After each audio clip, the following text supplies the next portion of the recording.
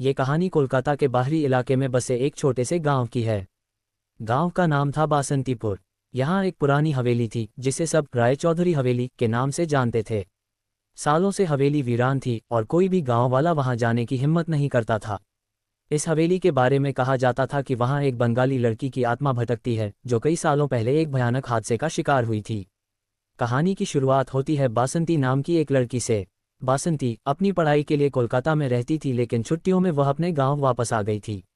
गांव के लोग उस हवेली के बारे में तरह तरह की बातें करते थे, लेकिन बासंती ने कभी इन बातों पर यकीन नहीं किया। उसे हमेशा से ही रहस्य और पुरानी कहानियों में दिलचस्पी थी। एक दिन बासंती ने ठान लिया कि वह रायचौधरी हवेली में जाकर देखेगी कि आखिर वहां ऐसा क्या है जिससे लोग डरते हैं। शाम का वक्त था, गांव में हल्की बारिश हो रही थी और ठंडी हवा बह रही थी। बासंती ने अपनी छतरी उठाई और चल पड़ी हवेली की ओर। हवेली के पास पहुंचते ही उसे एक अजीब सा सन्नाटा महसूस हुआ। चारों तरफ सिर्फ हवाओं की आवाज थी। बासंती ने कदम बढ़ाते हुए हवेली का मुख्य दरवाजा खोला, जो बहुत जोर से चरमराया। अंदर अंधेरा और सड़ांध भरी हवा थी।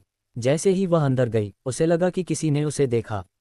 वह चौंकी, लेकिन फिर उसने सोचा कि शायद यह उसका भ्रम है। अचानक हवेली के अंदर एक पुराने पियानो की आवाज गूंज उठी। बासंती का दिल तेजी से धड़कने लगा। उसने सोचा कि कोई उसके साथ मजाक कर रहा है, लेकिन वहां और कोई नहीं था। जैसे जैसे वह पियानो के पास पहुंची, उसे वहां एक लड़की की धुंधली परछाई दिखाई दी।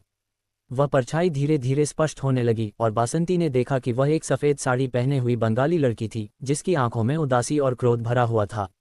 बासंती ने डरते हुए पूछा, तुम कौन हो? लड़की की आवाज में दर्द था। उसने कहा, मेरा नाम रूमा है। मैं इसी हवेली में रहती थी।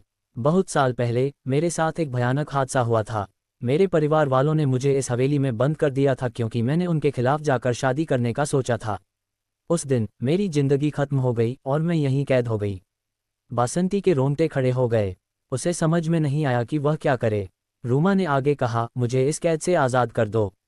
मेरे परिवार वालों ने मेरे साथ अन्याय किया, मेरे प्यार को स्वीकार नहीं किया और मुझे इस हवेली में मरने के लिए छोड़ दिया। बासंती ने साहस जुटाते हुए कहा, मैं तुम्हारी मदद कैसे कर सकती हूँ? रूमा की आत्मा ने बासंती से कहा कि वह गांव के पुराने मंदिर में जाकर एक विशेष पूजा करे, जिससे उसकी आत्मा को शांति मिलेगी। बासंती ने उसकी बात मानी और अगले दिन मंदिर में जाकर पूजा की। पूजा के बाद हवेली के पास एक अजीब सी रोशनी फैली और बासंती ने महसूस किया कि रूमा की आत्मा को मुक्ति मिल गई है। रूमा के जाने के बाद हवेली में कभी कोई अजीब घटना नहीं घटी। बासंती ने गांव वालों को ये कहानी सुनाई और सबको यकीन हो गया कि अब हवेली में कोई डर नहीं है। धीरे धीरे गांव के लोग वहां जाने लगे और बासंती ने अपने साहस और दयालुता से एक पुरानी आत्मा को शांति दिलाई। ये कहानी एक उदाहरण है कि किस तरह से पुरानी गलतियों और अन्याय से आत्माएं भटकती हैं और सही समय पर की गई सहायता उन्हें मुक्ति दिला सकती है। कोलकाता के एक छोटे से गांव की यह कहानी है, जहां एक लड़की रहती थी जिसका नाम था राधिका। राधिका एक सरल और मासूम लड़की थी जो अपने परिवार के साथ गांव के पास बने एक छोटे से घर में रहती थी। उसकी जिंदगी में एक ही खुशी थी, वह थी उसकी किताबें। उसे पढ़ाई से बहुत लगाव था और वह बड़े होकर शिक्षक बनना चाहती थी। राधिका के गांव में कई पुराने रीति रिवाज थे और यहाँ के लोग अब भी पुरानी मान्यताओं में विश्वास करते थे। राधिका की उम्र 18 साल हो चुकी थी और उसके माता पिता उसकी शादी की बात करने लगे थे। लेकिन राधिका का सपना कुछ और था। वह पहले पढ़ाई पूरी करना चाहती थी, नौकरी पाना चाहती थी और फिर शादी के बारे में सोचने की इच्छा रखती थी। उसके माता पिता ने गांव के जमींदार के बेटे से उसकी शादी तय कर दी। जमींदार का परिवार बहुत अमीर था और गांव के सभी लोग उनका सम्मान करते थे। लेकिन राधिका को ये रिश्ता मंजूर नहीं था।